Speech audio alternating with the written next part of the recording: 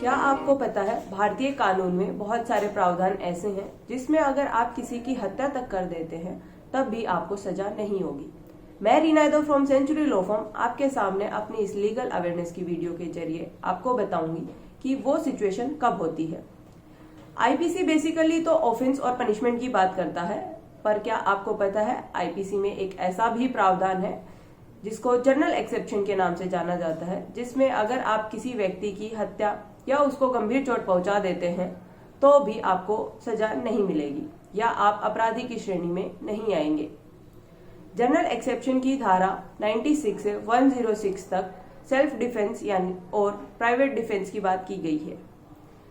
Private defence या self defence में आप अपनी प्रतिरक्षा में किसी को कितनी भी चोट पहुंचा सकते हैं, मगर ध्यान रहे कि बदले की भावना से अगर आप उसको चोट पहुंचाते हैं तो वह सेल्फ डिफेंस की श्रेणी में नहीं आता है।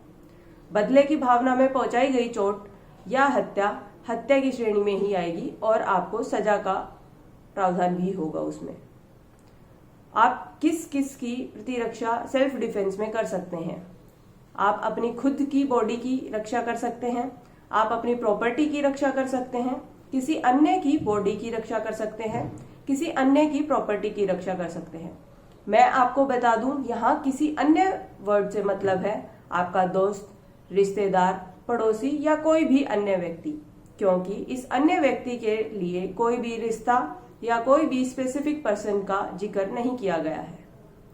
बहुत सारी श्रेणी ऐसी होती हैं या कैटेगरी ऐसी होती हैं जिसमें आपके द्वारा किया गया अपराध, आपके द्वारा पहुंचाई गई चोट या गंभीर चोट, यहाँ तक कि हत्या तक भी हो जाने पर आपको दोषी नहीं माना जाएगा।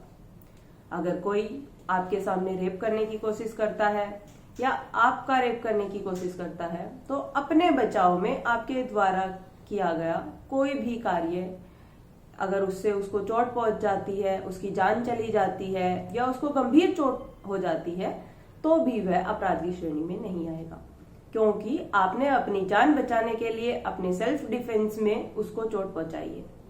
भारतीय कानून हमें ये हक देता है कि हम अपनी जान बचा सकते हैं, हमें अपनी जान बचाने का पूरा अधिकार है। अगर कोई आप पर एसिड अटैक करने की कोशिश करता है तो आप अपनी जान बचाने के लिए उसको चोट पहुंचा सकते हैं। कई बार वो चोट अधिक भी हो सकती है, कम भी हो सकती है या उसकी जान भी जा सकती है, लेकिन आप दोषी की श्रेणी में नहीं आएंगे क्योंकि आपने अपनी जान बचाने के लिए उसको चोट पहुंचाई है। अगर कोई आपको किडनैप करने की या अबडक्ट करने की कोशिश करता है तो अपने बचाव में, अपने शरीर के बचाव में आपके द्वारा जो कार्य किया गया है उसको सेल्फ डिफेंस कहा जाता है। इस सेल्फ डिफेंस में उसको चोट भी पहुंचाई जा सकती है, अपने आप को किसी भी तरीके से बचाना होता है।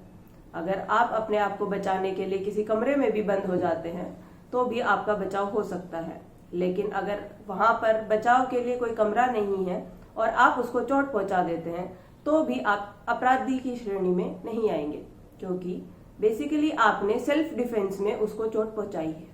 अननेचुरल लस्ट की इंटेंशन से अगर कोई आप पर अटैक करता है तो आप अपनी जान बचाने के लिए उसको चोट पहुंचा सकते हैं। वह चोट गंभीर भी हो सकती है या कम भी हो सकती है, क्योंकि आप अपने सेल्फ डिफेंस या प्रतिरक्षा में उसको चोट पहुंचा रहे हैं। अगर कोई आपको गंभीर चोट पहुंचाने की कोशिश करता है तो आप अपनी जान बचाने के लिए उसको चोट पहुंचा सकते हैं। जैसे कि अगर कोई व्यक्ति आपके सामने गन लेकर खड़ा है तो आप उस पर चाकू से हमला करके अपनी जान बचा सकते हैं, क्योंकि गन से इंस्टेंट डेथ होने के चांसेस ज्यादा हैं। इसलिए आप अपनी प्रतिरक्षा में उसकी जान भी ले सकते हैं। अगर कोई आपको मारने की कोशिश करता है या आपके परिवार को मारने की कोशिश करता है तो आप अपने परिवार या अपनी जान बचाने के लिए उसको चोट, गंभीर चोट, यहाँ तक कि उसकी जान भी ले सकते हैं।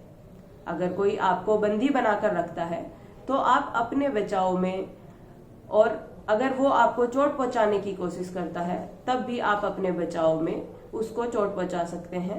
अपनी सुरक्षा के लिए आप उसको नुकसान, हानि या चोट पहुंचा सकते हैं।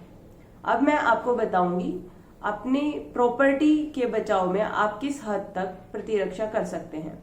अगर कोई आपके घर में आग लगाकर नुकसान पहुंचाने की कोशिश करता है या आपकी प्रॉपर्टी को आग के जरिए नष्ट करने की कोशिश करता है, तो आप अपनी प्रॉपर्टी को बचाने के लिए उसको नुकसान पहुंचा सकते हैं। वह नुकसान कम भी हो सकता है, ज्यादा भी हो सकता है। कई बार उस नुकसान की वजह से उसकी जान भी जा सकती है।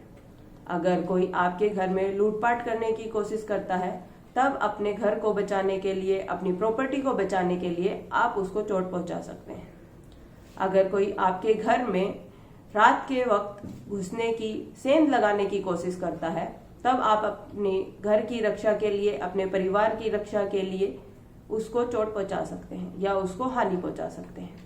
अगर कोई मिसचीफ करने की कोशिश करता है, थेफ्ट करने की कोशिश करता है या हाउस ट्रेसपास करने की कोशिश करता है और उससे आपको लगता है कि वह आपके या आपके परिवार को चोट, गंभीर चोट या उसको जान से मार सकता है, तो आप अपने परिवार और अपनी प्रॉपर्टी की रक्षा के लिए उसको चोट पहुंचा सकते हैं। अब मैं आपको बता दूं कि आप जो सेल्फ डिफेंस में प्रयोग कर रहे हैं, जो आप चोट पहुंचा रहे हैं, वह बदले की भावना से नहीं होना चाहिए। अगर आप बदले की भावना से किसी पर अटैक करते हैं तो वह क्राइम की श्रेणी में आएगा, ना कि सेल्फ डिफेंस की। और आपको बता दूं, सामने वाला जो एक्ट कर रहा है उससे अगर आपको लगता है कि आपकी जान जा सकती है, आपको गंभीर चोट लग सकती है, तो ही आप उसकी जान तक ले सकते हैं। वरना ऐसा नहीं हो सकता कि उसने आपको थप्पड़ मारा या उसने आपको लाठी से मारा और आप उस पर गोली चला दे। अगर ऐसा कुछ होता है तो वह सेल्फ डिफेंस की श्रेणी में नहीं आएगा। और इसी के साथ मैं आपको बता दूं कि अगर आपने किसी पब्लिक अथॉरिटी को बुला लिया है या पुलिस पहुंच गई है या आपकी हेल्प करने के लिए कोई और व्यक्ति आ गया है और सामने वाले व्यक्ति ने सरेंडर कर दिया है या वो डर कर भाग गया है, तो आप उस पर सेल्फ डिफेंस अप्लाई नहीं कर सकते, उसको चोट नहीं पहुंचा सकते। किसी पब्लिक अथॉरिटी या पुलिस के आने के बाद भी अगर आप उसको चोट पहुंचाते हैं तो वह क्राइम की श्रेणी में आएगा, ना कि सेल्फ डिफेंस की। हिंदी में एक कहावत है, मरता क्या न करता। तो मैं आपको बता दूं कि अगर आपके पास ये ऑप्शन है कि आप पुलिस को बुला सकते हैं या कोई और स्थिति है कि आप अपना बचाव कर सकते हैं बिना किसी को चोट पहुंचाए, तो इस कंडीशन में आप सेल्फ डिफेंस अप्लाई नहीं कर सकते हैं। लेकिन अगर आपके पास कोई और ऑप्शन है ही नहीं और सामने से आप पर वार हो रहा है, तो इस कंडीशन में आप अपना सेल्फ डिफेंस ले सकते हैं और सामने वाले को चोट पहुंचा सकते हैं। Thank you. हमारी इस वीडियो को लाइक और शेयर करना ना भूलें। Thank you so much.